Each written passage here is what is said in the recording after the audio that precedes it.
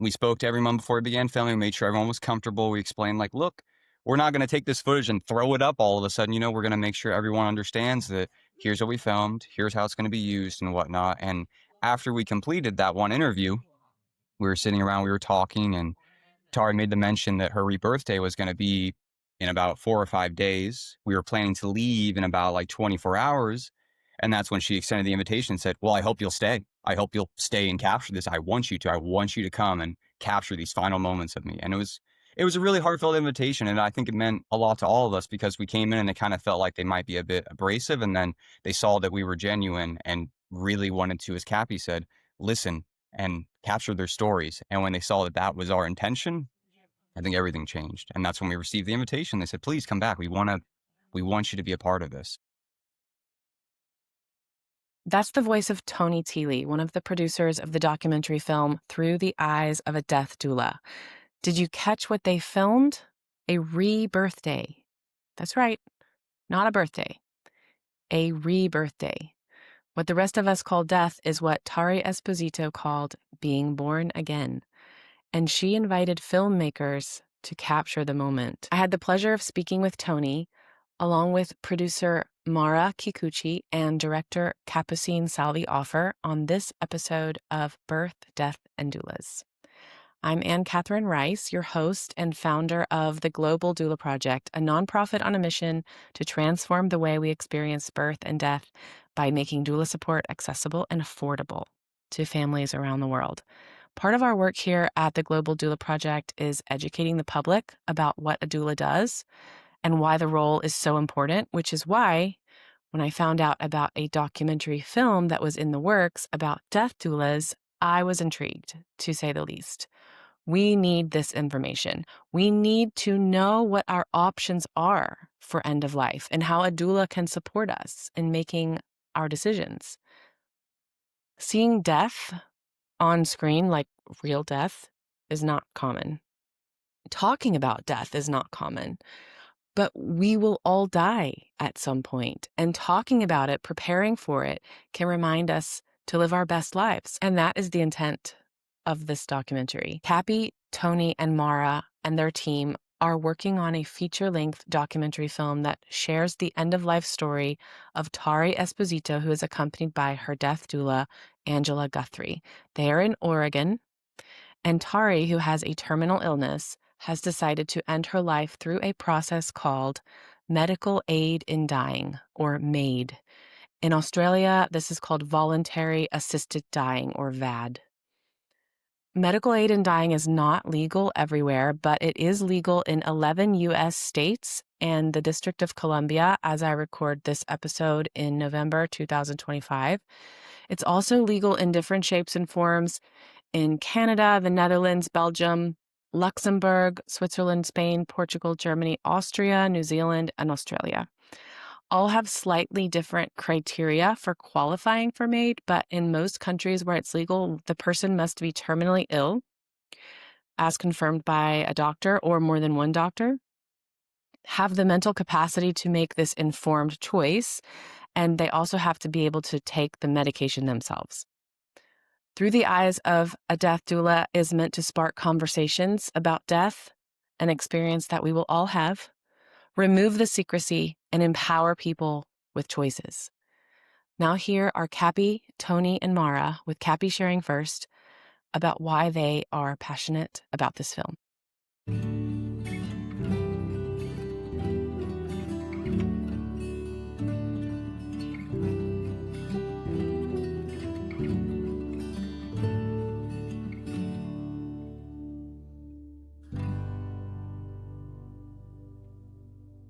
One of the key deaths that truly shaped me as a person and me as a documentarian was my grandfather. He died about 4 or 5 years ago, and he was dying in France while I was living in the US at the time. And I remember getting updates from my family, hearing about how it was all unfolding, and I just felt this deep sense of helplessness. I couldn't do anything. Sometimes I'm glad that my mom sheltered me from the way that he was so incredibly sick, but sometimes I wish somebody was there for her.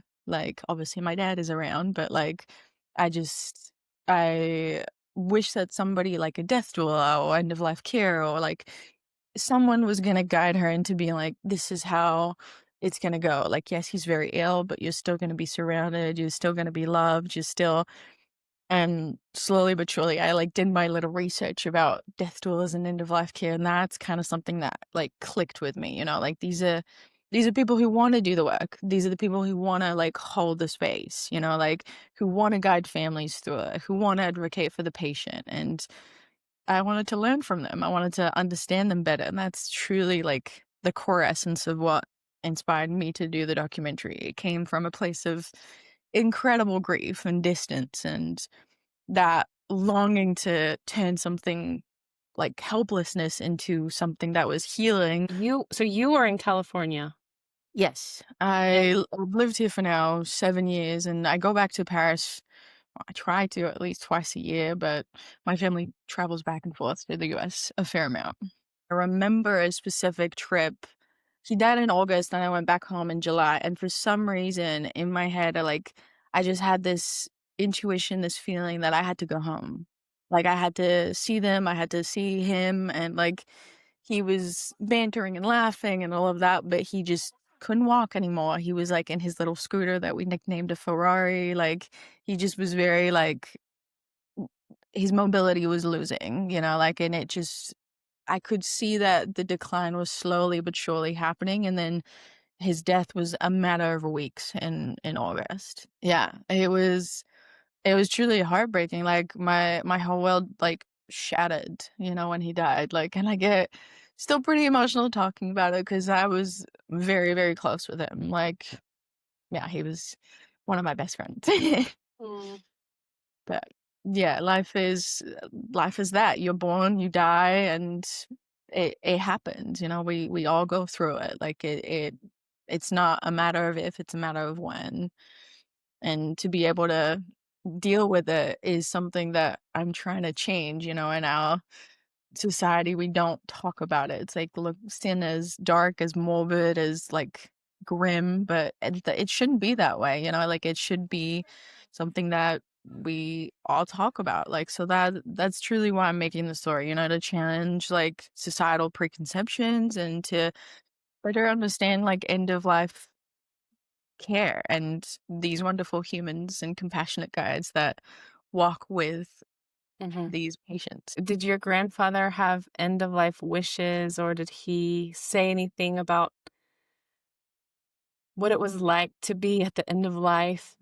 I genuinely don't know. Like, we didn't really talk about it at all with my mom or my dad. Like, I know based off of this documentary, they both have had and instilled like um wills and advanced directives. So it does help, and they have been more inclined to talk about it a bit more. Like my mom in the beginning of the documentary thought I was not okay. She was like, "Are you good?" And then now she'll watch a cut that I'll send her and give me notes and be like, "This is a great story. I can't wait to see what you do with it." So like their perspective on it has truly shifted in a really positive way because it's not something that we talked about ever, but obviously the conversations need to be had. It's so hard though to know how to have the conversation in a way that's respectful, and what are they open to talking about? What are they not ready to talk about? We all have our own timelines, so how do you know what other people's timelines are?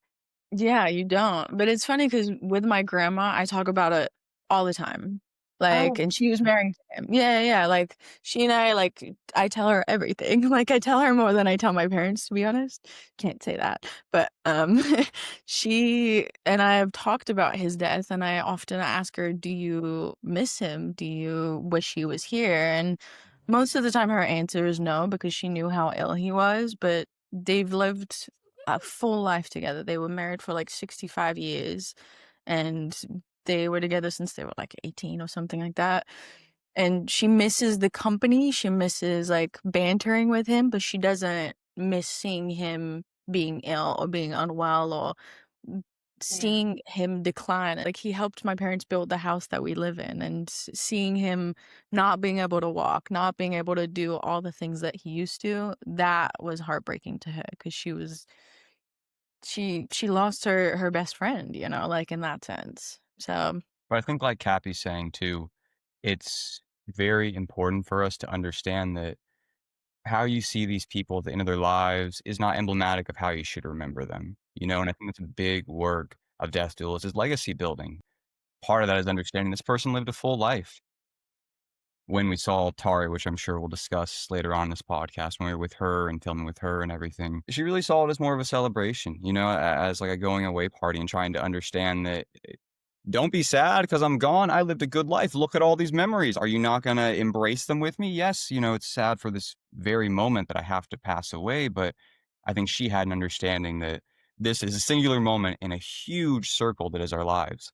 mm, And so I think a really, really big part of this is for us to grasp the idea of like, yeah, legacy is really important to carry on. And all of us have parents, grandparents that are approaching that age now where, they're passing away or getting there and it's difficult to see them in the stages that they're in. But I think it's also important to remember them for who they were.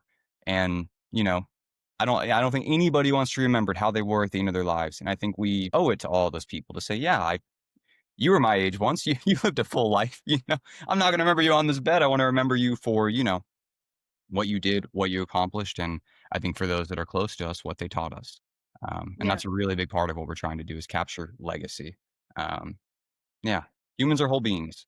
mm. So And how powerful that you got to film someone who really understands this and was embracing it and was like the leader of the pack in let's remember the full life that I had. I love that, thinking of it as a party and a celebration. I mean, what was wonderful with her is like, and that relationship with Angela, her death doula, is like she was so in control and knew exactly what she wanted. She specifically in her death party or her rebirth day, like she said, she wanted sounds of trains because she loved trains. She wanted her close people around her. She was very, very specific about the people she wanted, about what she wanted to hear.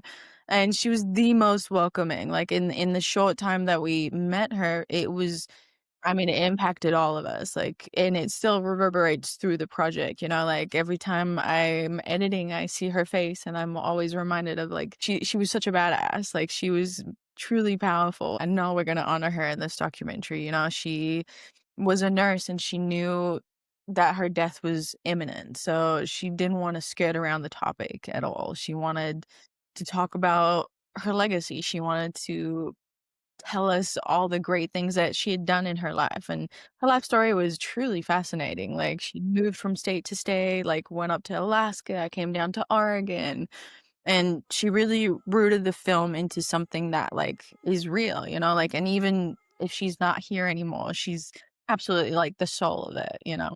And what did she call her death again? Her rebirth party? Yes. Her rebirth day, yeah. Yeah. And in her last hours, like she was like, this is the legacy I want to leave, like, telling the story to the point where she's like telling her closest friends, hey, can you get out the way, you're in my camera shot. Yeah. It was that important to her. Yeah.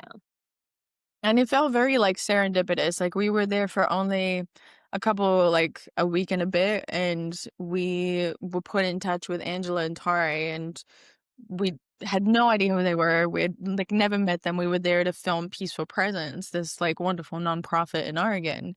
And they had trained Angela, who was a death doula, who had taken one of their trainings, and throughout the community, what she wanted to do was do death cafes, and that's how she met Tari. So it was very like serendipitous of us. Like we were about to leave, and then we got this call of like, "Hey, you should stay for the next couple of days." And we met Tari pretty much the last week of her life, and it was like from the very beginning, she just had such an incredible way of being honest upfront, like very authentic, and wanted a camera in her face. Like she wanted to tell us all about the stories. Like she didn't want us to miss anything. Like even when Tony wasn't in the room with us, she was like, "Oh my God, he has to come. He has to listen to this story." Like it was Yeah, so she truly wanted it to be remembered in every way, you know, like in it she like the way she lived and the way she died truly like shaped all of us, I feel like. She was a very much a person that, like we met in maybe like the last 5 days of her life that I Mhm. wish I had met so much earlier because like I can just imagine all of the crazy stories she would have had. Like I just like that's one of the things, we talked about with her in like her last moments. Like we wish we could have known you for so much longer. We unfortunately only had these past few days, but like you're a larger than life personality. Like we would have been friends like before this. Yeah. Do you know how the conversation went when the opportunity for filming her death went? Like who presented it? So we were in the middle of an interview with one of the death doulas from Peaceful Presence, Erin. And then in the middle of the interview, she got a call and she was like, "Hey, can we interrupt it really quick? I need to get this." And when she came back, she was like, "Hey, this is gonna be a really weird request, but kind of serendipitous. Like one of the doulas that we trained has a patient and she wanted to film her death. Would you guys be interested?" And we're like, "Oh my God, yes. Like, absolutely." So it was like incredible, like such a unique way of going about it. Like truly that was what we wanted to do when we were in Oregon and we hadn't like put the pieces yet together, but like that, like I keep repeating it, but it was truly, truly serendipitous. Like we didn't know anything about Angela. We had never met her before and we didn't know Tari at all. And like going there the first day, it was very much like you could see the relief on Angela's face, but also Tari's face of like, oh, you're listening to me. That is truly what a death doula does, like honoring the wishes of the person who is dying and making sure that it happens and making sure that her legacy was heard and filmed. Do you think Angela said then to Tari, "We've got some filmmakers in town. I know you have a big personality and you want to freeze this moment in time and show your legacy to the world. Would you be interested in being filmed?" And she was like, "Yes, sign me up." Absolutely. Cause like Angela, she's just not one of those people who just like speaks the truth. She like truly embodies it. Like in all of the interviews that we've done with her, she's kind of like Tari in the same straight shoot away. If Tari's annoyed or mad, she would walk out of the room, she would take a walk, and like very much like that bond between them was so apparent. And it was truly like Angela was so powerful, she like she didn't bypass death or grief, she was pretty much honest and like authentic, and I like really really loved that about her. She was Tari's death doula and you could see that bond between them. She would hand Angela at one point, oh my God, I love this story. Like at one point she made this drink for Tari and Tari responded, "Yeah, I don't think this flavor is gonna be my favorite." Like, very honest and very, like, abrupt, but, like, Angela was like, "Okay, let's make you another flavor. That's fine." Like, handing her, like, the heating pads because she was warm, making sure she had a little beanie on because she wanted to be comfortable, refluffing her pillows. It was all the small actions that she did that truly, like, you could see their bond together and their innate respect that they had for each other. Being able to be in a bad mood with someone, that's like the ultimate Hmm. Yeah. honor, or knowing that you're close enough to be rude to each other. Yeah. That's a great way of putting it. Yeah, it was pretty special. I think one detail that we sort of left out. Yes, we were invited and everything, but I think initially when we went, we didn't know we were going to stay to see Tari's rebirthday. We weren't aware of that when we first went in. We knew we were going to go and do an interview with her to capture her story and everything. And when we first went over there, we went. Aaron was there with us, and so was Angela, and then Tari, and she had a posse of people that were there too, her friends and other close people. And when we first came in, we kind of explained what was going to happen. You could tell that there was a certain nervousness, certain tension. I think they thought somebody was going to come with their phone and film. They didn't expect us to pull out tripods, huge cameras, big lenses. Hey, can we mic you up? It all of a sudden became very real. It didn't feel like it was going to be a little a little something something. Yeah, I think it was a lot for everybody. But I think Tari of everybody was like, "Yeah, let's do it." You know, and she was also like, "Yeah, it's like an hour, and then I need to take my nap. So like, let's get this show on the road." And we're like, "Okay, awesome." But you know, we spoke to everyone before we began filming, made sure everyone was comfortable. We explained like, "Look, we're not going to take this footage and throw it up all of a sudden. You know, we're going to make sure everyone understands that here's what we filmed, here's how it's going to be used, and whatnot." And after we completed that one interview, we were sitting around, we were talking, and Tari made the mention that her rebirthday was going to be in about 4 or 5 days. We were planning to leave in about like 24 hours. And that's when she extended the invitation and said, "Well, I hope you'll stay. I hope you'll stay and capture this. I want you to. I want you to come and capture these final moments of me." And it was a really heartfelt invitation. And I think it meant a lot to all of us because we came in and it kind of felt like they might be a bit abrasive. And then they saw that we were genuine and really wanted to, as Capy said, listen and capture their stories. And when they saw that that was our intention, I think everything changed. And that's when we received the invitation. They said, "Please come back. We want you to be a part of this." It was crazy because while we had always originally had the idea of finding a client who was willing to let us film their final like journey, that was literally our first week of filming for this project. And so we expected that to happen maybe at the end sometime, like a year in. And that happened like on the very first week of filming. Not only did we meet Tari like, and have this opportunity, but we actually were there for her rebirth. And that was a lot, you know, like it was like really throwing us all like headfirst into the project. Like, and no, you are actually witnessing rebirth or death. Yeah. It set the stage. Yeah. It truly did. Like Tony said and Mara said, like we didn't want to just document, we wanted to bear witness. And yeah, like we were a team with equipment and questions, like, but we didn't want to just like up and leave after we asked those questions. We wanted to listen. We wanted to truly be there and let like the story come naturally. Like there are moments where like I asked her questions and she just was so excited to answer them. She like I remember there was a question that I was like, "So how does it feel to be in power to yeah, be empowered of your own death?" And she was like, "What a great question. What a wonderful way to ask." And I was like, "Okay, cool." So we knew she like truly wanted it, but like Tony said at the beginning it was her peers and her family who were a little bit like, "Okay, who are you guys?" And then once they saw that we came with like truly like the best intentions and we were there to like be authentic in the way that we presented the story and like we weren't hiding behind the cameras, you know, like we were there to ask questions and to engage with them. And like I personally cried behind the lens when like she was passing away because she was just such a wonderful person. Like we weren't afraid of sitting in silence with her at times. Like we wanted to be there, but like she was very clear about, "Okay, I'm tired, you can go now." Like yeah, it was it was pretty cool, like, so it pushed us, like, both emotionally and technically, like, 'cause we wanted to be, like, that fly on the wall, but we also wanted to, like, engage with her, so it was really cool, like, as filmmakers, like, I love documentary 'cause it truly you can engage with subjects, you can be a fly on the wall, you can be whatever you want, but, like, that also like push the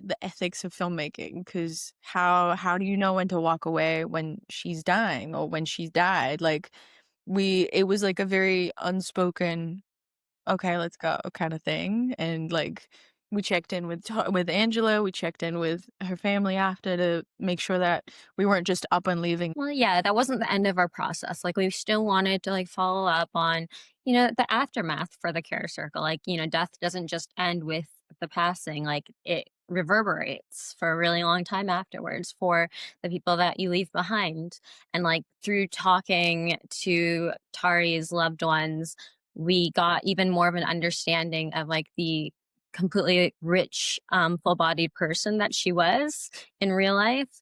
And like every story made us love her even more and made her come alive in a way that like for us makes it very emotional and whenever we see her on screen. And like it's so nice to catch or like to try and catch up with the people, her loved ones now, and see like how her legacy still affects them. Hmm. You said the word reverberates. What did you feel when she passed?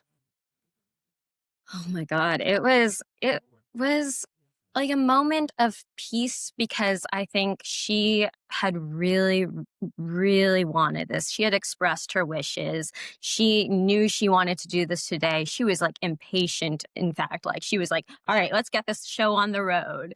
And so you knew that she had gotten what she had really wanted. But there was this solemnity to the proceedings because you could see the sadness in all of her loved ones around the room. And you could also see, there are always difficult emotions like surrounding end of life care, but like, maybe there's like a tiny bit of relief, that like the pain has stopped, or, they can join their loved ones in another life. And just kind of the relief that Tari did pass the way that she wanted to go, and that she left the message that she wanted on her loved ones. I mean, and also like as a team, it kind of like strengthened and deepened our bond. We're all friends and we've come into this topic together, but it's like it just brought something different, in us. It unified us in like the same goal, the same belief of like we want to bring clarity to this topic. And her death was like truly like that bonding moment of all of us being on the same page story-wise and emotionally. Like we shared rooms together, we were like in the same Airbnb, and like obviously we've worked together on different projects, different films and whatnot, but like that bond and that collaboration was just like next level, like it was. And that's such a rare thing in filmmaking, like this project truly asked us to bring our full selves, not just the technical skills, but like our creative visions. Like, yes, I'm the director out of everything, but all of the team brings their lived experience. And that unique trust is very rare in filmmaking. Like you're on a narrative project, you bring your skills, you bring your technique, but it's all to make the director's vision come to life. Like on documentaries, it's the opposite. Everyone's lived experience and lived lives like bring that collaboration together. It was like this unspoken language that we developed. Like I said, when Tari died, we just knew instinctively when to walk away and break down the cameras. Like, yeah, we were checking off like shot lists and things like that, but like everybody jumped in when we were doing interviews. Like Mara had some questions, Tony had some questions, and like making sure that everybody had like a voice behind and in front of the camera was like pretty unique, like truly. Not many friends can say that, like they've witnessed someone die together. And it does make us like, like Capy said, we all brought our own lived experiences to it. So it did like confront all of us to get to a very vulnerable place to how we all dealt with death. So, whether we were ready or not, like we were sharing that with each other, like our vulnerabilities surrounding death and dying, and having to be there and support each other during this time as well. And that was part of the process, I think. And like that was part of what we did for each other while we were in the room with Tari, and like what we tried to do for each other both before and especially after on that day. Was like not just hold space for Tari, but to hold space for each other and how we felt about loss. What did it bring up for you, Mara? Well, for me, my family, the Japanese side of things, death is very, very pragmatic. You're expected to deal with it in this way, like, okay, death happens, get over it. And especially on my dad's side of the family, we're very much sense of humor oriented when it comes to things like this. So it's maybe not handled with the gravitas that most people handle deaths. But I remember when I was very, very young, like maybe around 5 or something, and I was visiting my maternal grandmother's grave, and I just saw the plaque on the ground, and I was a bit naive at this point. And it was like only like a meter long, and I was like, oh God, like he must have been a very small man, because I genuinely thought that was what the coffin was. But you know, over time, like my parents never shielded me from death, no matter how old or young I was. Like they would bring me to funerals when I was very, very young. Um, and so I grew up seeing a lot of different experiences of death and like different phases, like, you know, the hospice, the caregiving side, like dementia, but then also how it affected the people around me. Mhm. And when you say pragmatic, do you mean people focused on sort of the to-do checklist of what should happen? And is it very prescribed usually?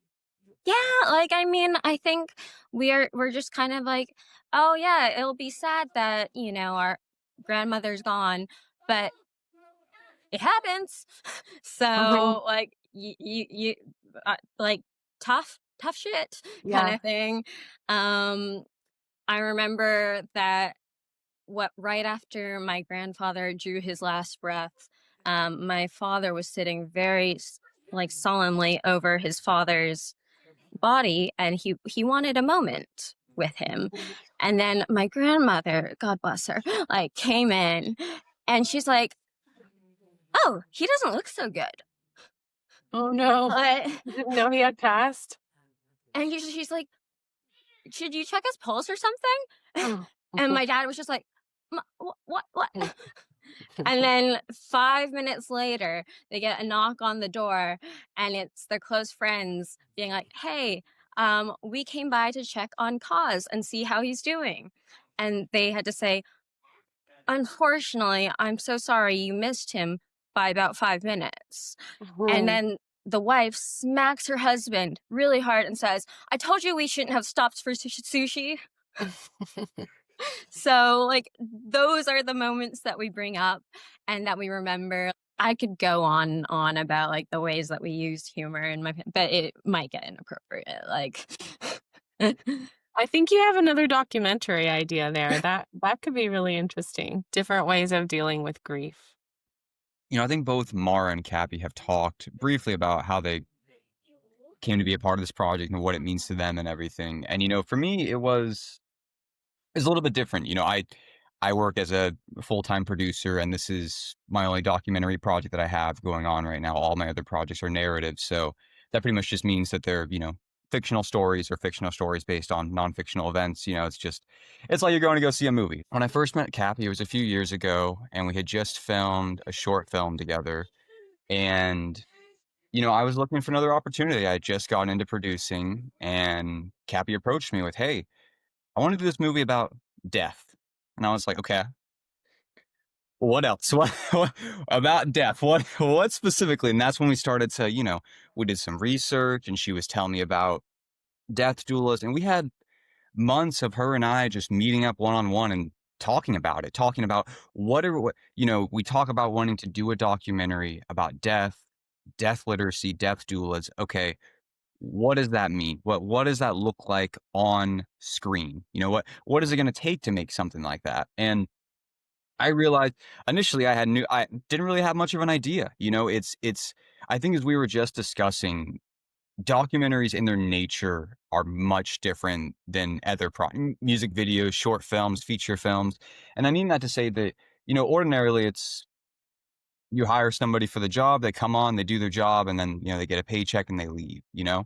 And oftentimes you don't get emotionally connected to the content. You know, I've worked on many projects where it's like the script came and went, truth be told. You know, we made it because we were getting paid to make it, completed a product, and then we put it out into the world. This is one of the first projects where I realized there was going to be, as we were discussing, particular vulnerabilities that were going to occur regardless. You know, like all of us being there for a rebirth day, it's like you know, there were a lot of hugs that we exchanged. There was a lot of silence in our Airbnb afterwards as we were all, you know, processing. And there's a lot of, you know, moments later in the evening where we were sitting around, you know, drinking, catching up, and sitting around the fire and, you know, just talking about how we felt about it. And I think it's it's funny because usually you have those moments where you're talking about, the BS of the day on set. Oh, screw this, or whatever. And in this case, it was like talking about, you know, how did we feel, and how, trying to connect the stories and saying, Tari, recounting some of the moments that you experienced throughout the day. And so I think for the first time, I realized this, not initially, but as I got further into the project, that, my end goal as a filmmaker is to make images that matter, tell stories that matter. This is the first project I can say we're making it because there's a real message behind it. There's truly people out there we can help with it. It's not like making a script and hoping that, your subtextual through lines get across and that your audience member can read through them. And that's great. And I love those things, but there's not so much a tangible aspect to it as there is in this documentary. You can tangibly see the dueling on screen, and hopefully somebody sees that and says, I want that for myself. I want that for my loved ones, and it's like I think the physicality of it is something that's so different. I can admittedly say this is probably the project that I think can change the most. I think you just have to believe in it. So you have to be willing to put yourself out there and do stuff that is outside of your comfort zone. I've been very uncomfortable making this project, and I've grown doing it. Yeah, going off of what Tony said, it truly, that's what I love about documentary, because it truly strips away your ego. Like, it demands something so much deeper from you, like in narrative, you can go on a set one day and talk about how everything went right, everything went wrong, and it's more about like the team and the drama and the banter and all of that. Like, this is like something that bonds you, like you enter emotional spaces that you're unsure of, that challenge your own beliefs, like that truly like brings something so raw, and we all have carried this project for like close to 2 years at this point. But yeah, I remember pitching it to Tony and him being like, sweet, okay, what's the story? I can honestly say that like when I went into it, I didn't know what the story was going to be, and sometimes I still don't, but like their support, like both Tony and Mara and our DP Cat, like they challenge me as friends, yes, but they also challenge me as filmmakers of like, what is the actual story that we're making? What are we trying to say? What's the goal here at the end of the day? And we've slowly learned how to like move in sync, not just technically but emotionally, and we push each other, we protect each other, we can just be, like sometimes in their Airbnb, like we would sit in silence, like Tony said, and sometimes we needed something to like change our minds, and like we developed like all these little, in a sense, like rituals of like checking in before we shot, like grounding each other after, and we like had moments of when something was a bit too overwhelming, like we kind of could see it off of each other, When you make a story about death and dying, it's like we've built this friendship and this relationship that's like rooted in care and honesty and like deep love for one another. Like it like you can see it on screen, like that shared vulnerability is not just behind the camera, it's like in front of the camera. Our subjects trust us, and they feel allowed to be vulnerable because of like they can see that bond between each other. So it's not they're like keeping something from us, they're willing to share, they're willing to be open because we are. Yeah, I can imagine that the energy that you bring when you do a documentary, you have to put people at ease so that they trust you enough to open up. And then you have to be so flexible to like go where they take you Exactly. and follow them. Totally. Has this documentary made you reflect on what it means to live the life you want to live? It kind of made me pay attention, like in a new way. Like I notice the small things. I like want to care more. I want to show up more for the people that actually matter. Like it makes me, reflect on the people that I love and how I want to show up for them. And kind of makes me think about how I want to be remembered, like I make stories and I make documentaries because I'm innately curious about topics and people that are not often heard about or seen. And it made me think harder, like, what does that mean about me as a person, but also as a filmmaker? Like these projects, I wanted to crack something open, not only in me, but other people, like it makes me slow down a little bit, because like we're always in a rush, always trying to make films, always trying to like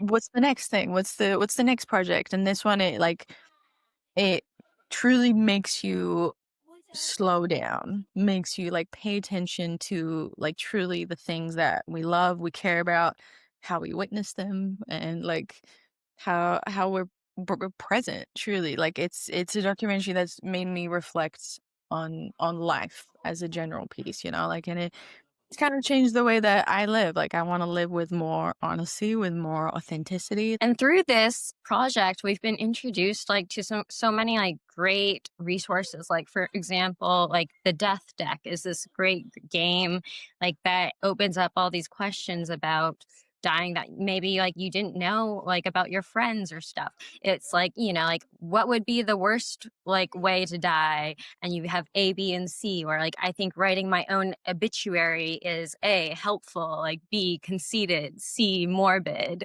and like your friends guess which one they think you would pick, and then you say what your choice is and why that is, and you learn so much about each other and like these questions that you never really thought to ask each other. That has made me reflect a bit more on like certain questions in death that I never really thought I'd address. Like, It made you think about your wishes too, like what you would prefer. I do not want to write my own obituary, definitely. I've decided through that.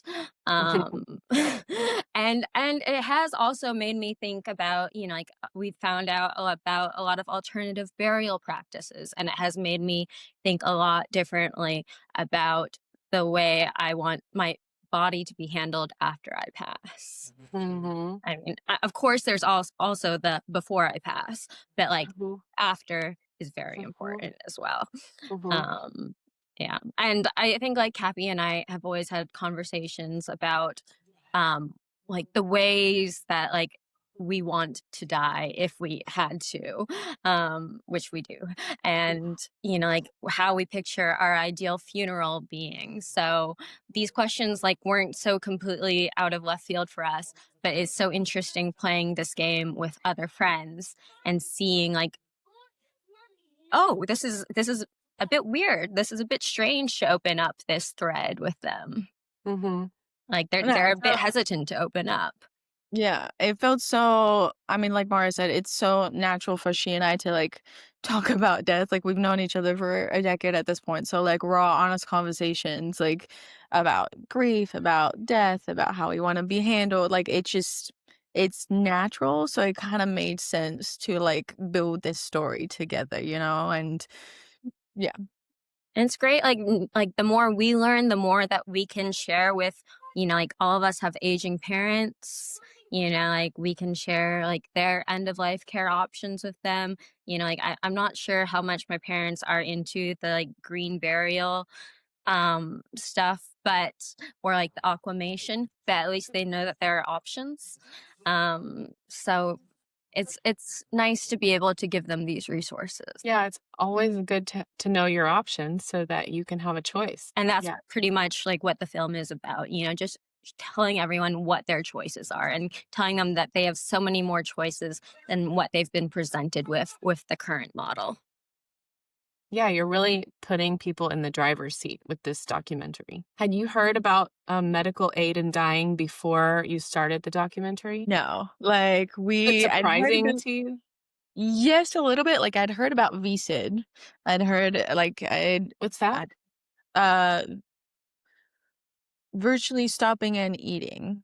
Like another form of like how death doulas show up and how they're there. But like I'd heard like a little bit about MAID, not much, but like when we were talking to Peaceful Presence, they were like, well, there's many ways of dying. And we were like, well, me specifically, I was like, oh, really? Like I had no idea. Like truly I was a little bit ignorant about the ways that we can die and the ways that like Mara said, there's green burials, there's acclimation, there's all of these different ways. Like I just thought it was like, well, you're either buried or you're cremated. Like that's it. Like there's so many different ways that we're not told about or that we don't learn because it's dark and it's morbid and all of that. But when you start to explore all the different ways, you get truly closer to understanding it. Like we're advocating for this conversation about death to be a part of life. Like death doulas aren't just there for the end of life, the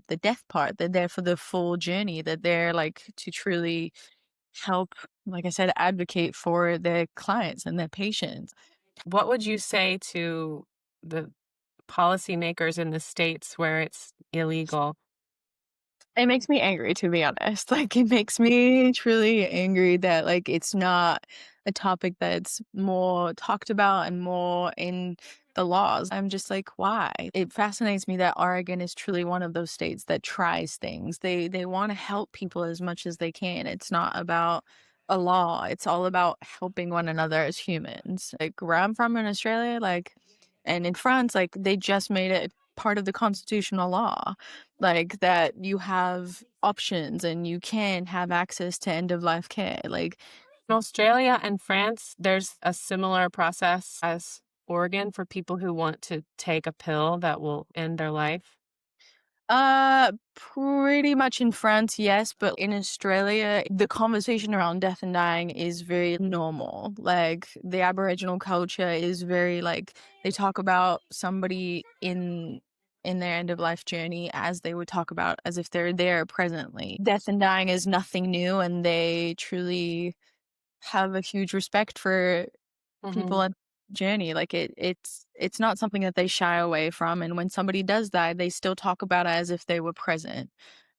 Once the person dies, it's not just like, oh my god, they're gone forever. It's like they talk about them in the present tense, and it's a part of the daily. So we're trying to, with this documentary, truly trying to normalize and destigmatize that conversation around death and dying and how we talk about it. And Well, you really are giving people tools to become the authors of their story and giving them permission to communicate their wishes and to really be heard, and to remind people that we can all be heard at the end of life. We don't just have to do what people tell us to do.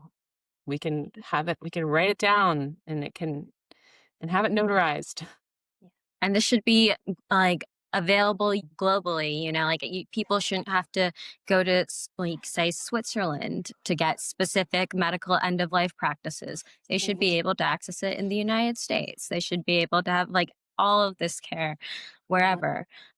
So it's a very slow progression, slow movement, and hard in the United States because it is so bipartisan, but hopefully, with the help of like policy makers, like advocacy, the message spreads. Well, with this documentary, it's really gonna make a big difference. So thank you for creating it and all of the care that you're putting into it. well, thank you for your support. Honestly, like when we reached out to you, you were like straight ahead on board, straight ahead wanted to like help us make this. So it was truly life changing. Like in all honesty, We could not have made Tari's story without Global Doula no, Project. truly not. Like it really helped us be there longer and truly be able to capture her story. Well, we're honored to be a part of it, and we can't wait to see the final product. We're excited to share. Yeah. So thank you so much for everything. It's lack of a better way of putting it, dreams are coming true right now. So thank you. And you gave us truly a life-changing experience. Well, the documentary will be life-changing for a lot of people, so it's a ripple effect. Thank you.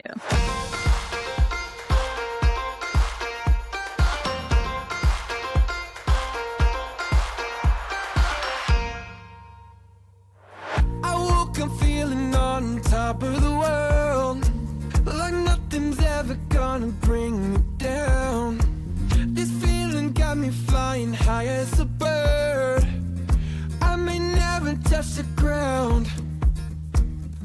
It may not be my birthday, but I just wanna celebrate. I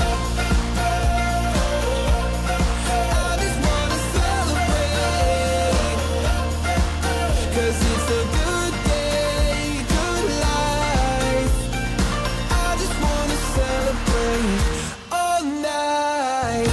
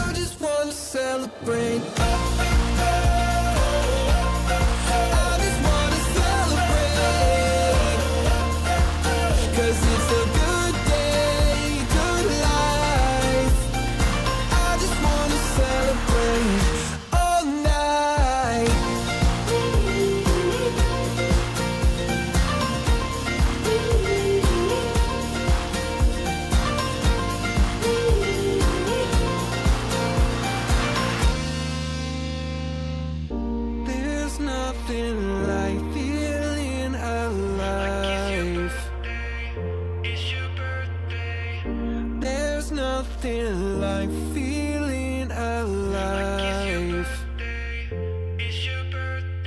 I just wanna celebrate. I just wanna celebrate. 'Cause it's a good day, good life. I just wanna celebrate all night.